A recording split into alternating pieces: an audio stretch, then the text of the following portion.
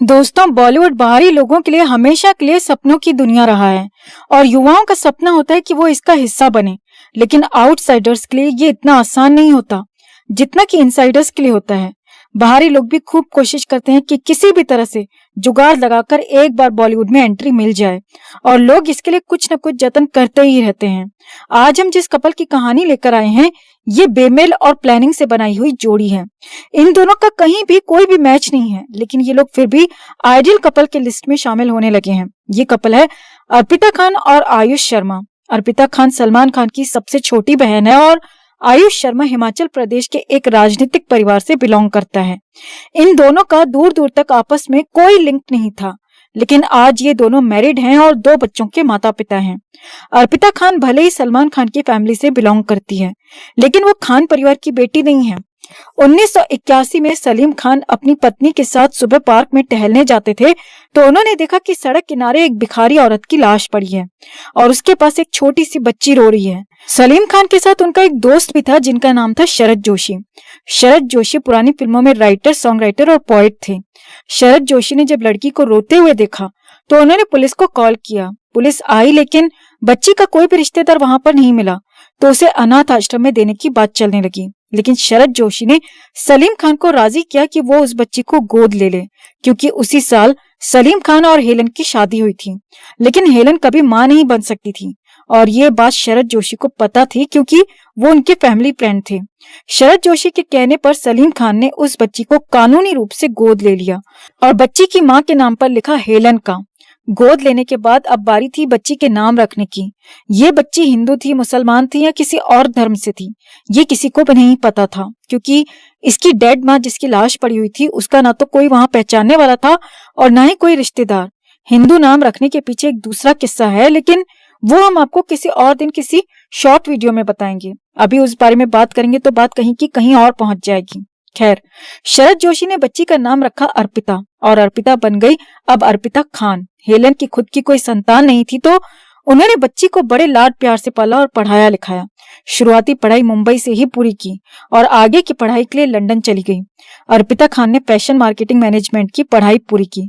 पढ़ाई पूरी करके वो वापस इंडिया आ गई। कॉलेज की पढ़ाई के दौरान अर्पिता का अर्जुन कपूर के साथ अफेयर हुआ। ये अफेयर चला टोटल 2 साल और 2 साल के बाद इनका ब्रेकअप हो गया। ये किस्सा भी किसी और वीडियो में बताएंगे, क्योंकि इन दोनों का जो अफेयर था अर्जुन कपूर और अर्पिता का, वो भी बहुत इंटरेस्टिंग था। अब बात करते हैं घर जमाई और दूल्हे राजा आयुष शर्मा की।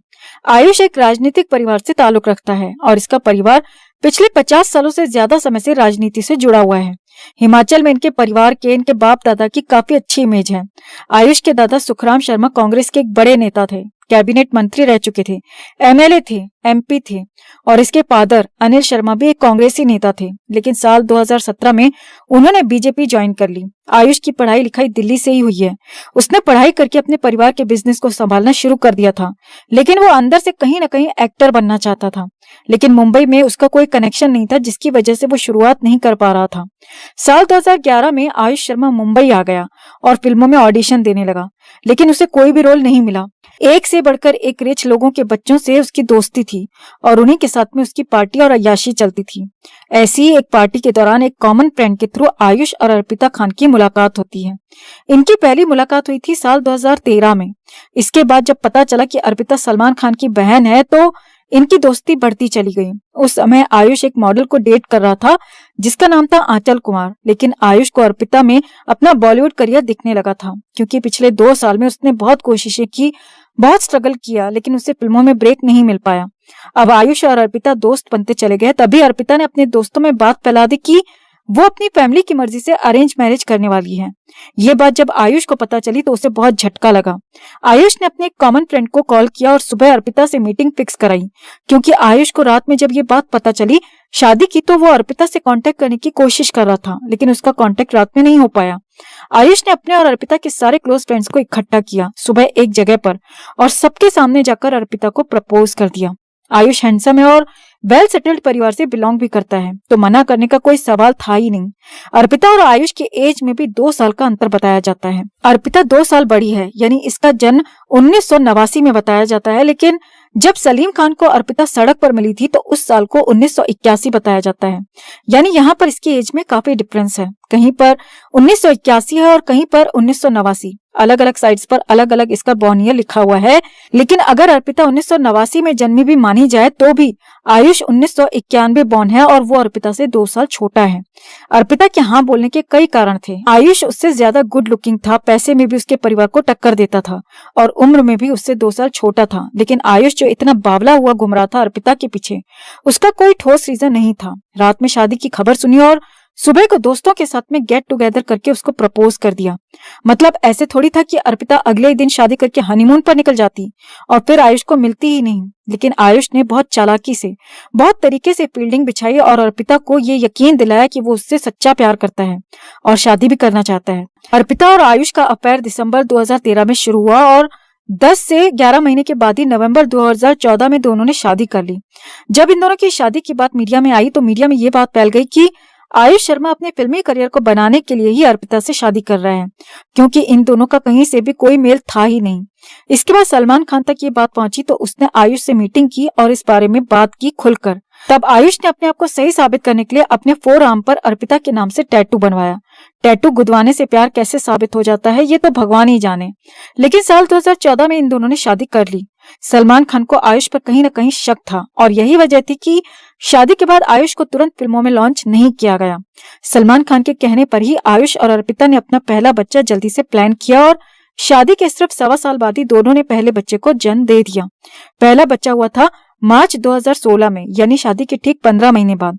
सिर्फ 24-25 साल की एज में आयुष पिता बन गया, क्योंकि उसे खान परिवार को विश्वास में लेना था, वरना बॉलीवुड में लोग 35 से 40 साल से पहले बच्चे करते ही नहीं हैं।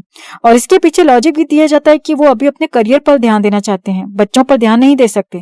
लेकिन इसका पहला बेबी खान परिवार में अपना विश्वास बनाने के लिए था। पहला बेबी हुआ साल 2016 में और उसके बाद आयुष को लॉन्च कराने की तैयारियां शुरू हो गईं। 2017 में फिल्म लव यात्री की शूटिंग शुरू हुई और साल 2018 में ये फिल्म रिलीज हुई। फिल्म सलमान खान के प्रोडक्शन में बनी थी, तो इसीलिए बस नाम की फिल्म थी और कहानी के नाम पर उसमें खुद सलमान खान की तरह छिछोरापन कूट कूट कर भरा हुआ था। फिल्म बॉक्स ऑफिस पर बुरी तरह से फ्लॉप साबित हुई। इस फिल्म के फ्लॉप होने पर भी आयुष शर्मा का नाम थोड़ा बहुत मीडिया में आ चुका था, क्योंकि फिल्म के अंदर आयुष शर्मा नहीं बल्कि सलमान खान का जीजा लॉन्च हुआ था, तो चर्चा होनी लाजमी थी। पहली फिल्म के बाद सलमान खान चाहता तो अगली फिल्म आसानी से दिला सकता था, भले ही पहली फिल्म फ्लॉप थी। लेकिन यहाँ पर आयुष को अभी भी दूसरा बच्चा करके अपनी फैमिली कंप्लीट करके खान परिवार को पूरी तरह से अपने यकीन में लेने का समय था। 2019 में आयुष और अर्पिता ने अपनी दूसरी संतान एक बेटी को जन्म दिया। इसके बाद सलमान ने 2020 में अपने अंडरवर्ल्ड डॉन महेश मांजरेकर से बोलकर आयुष के लिए एक फिल्म बनवाई। इस फिल्म को भी खुद सलमान खान ने ही प्रोड्यूस किया था। ये फिल्म थी अंतिम। अंतिम 2020 में बननी शुरू हुई और 2021 में रिलीज हुई।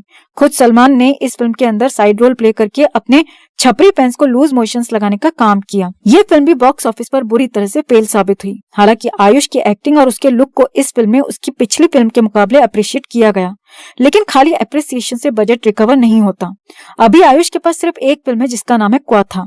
उसमें आयुष के साथ कैटरीना कैफ की छोटी बहन इसाबेल कैफ भी लीड रोल प्ले कर रही है। आयुष सलमान खान की फिल्म कभी ईद कभी दिवाली में भी एक रोल प्ले करने वाला था, लेकिन आयुष अपना रोल थोड़ा बड़ा कराना चाहता था। इसी बात पर उसकी फिल्म मेकर्स के साथ बहस हो गई।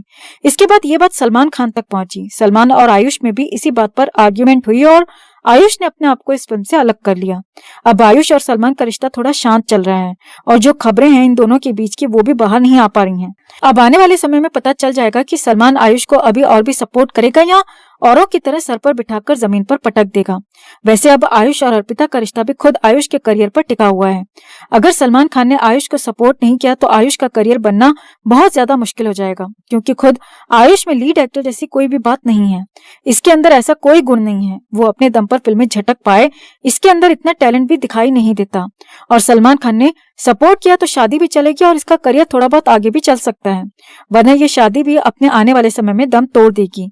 आयुष 2 से 2.5 साल तक दर दर भटका और तब भी उसे फिल्मों में मौका नहीं मिला था। उसके पास अर्पिता ही एकमात्र रास्ता था जिससे वो इंडस्ट्री में एंट्री ले सकता था, वो भी बहुत आसानी से। ऐसा ही एक केस पुलकित सम्राट का है, वो भी 4 दिन का जीजा बना था। आयुष जब अर्पिता के साथ में पार्टीज में मीडिया के सामने होता है तब उसका जो फेस है, उसके जो एक्सप्रेशंस हैं, उससे साफ दिखता है कि अर्पिता और उसके बीच बहुत अच्छी बॉन्डिंग नहीं है। लेकिन अब देखना होगा कि कब तक ये बेमतलब की शादी चलेगी और कब तक घर जमाई सुपरस्टार बन पाएगा। इस शादी को अपने करियर में हथियार बनाया आयुष शर्मा ने, लेकिन अर्पिता ने भी हमेशा आयुष को डोमिनेट करने की कोशिश की है और उसका कारण कहीं ना कहीं ये हो सकता है कि उसका जो भाई है सलमान खान, वो आयुष शर्मा को लॉन्च कर रहा है, उसने लॉन्च किया है, तो बहन जी ज्यादा ही भाव खाने लगती है। वैसे बहन जी का एटीट्यूड मीडिया में देखने लायक होता है, मतलब जब आयुष के साथ में होती है तो इतराने में कोई कसर नहीं छोड़ती। लेकिन ये स्टाइल और इतराना कितने दिन चल पाएगा, कितने दिन तक झेला जाएगा, ये समय ही बताएगा।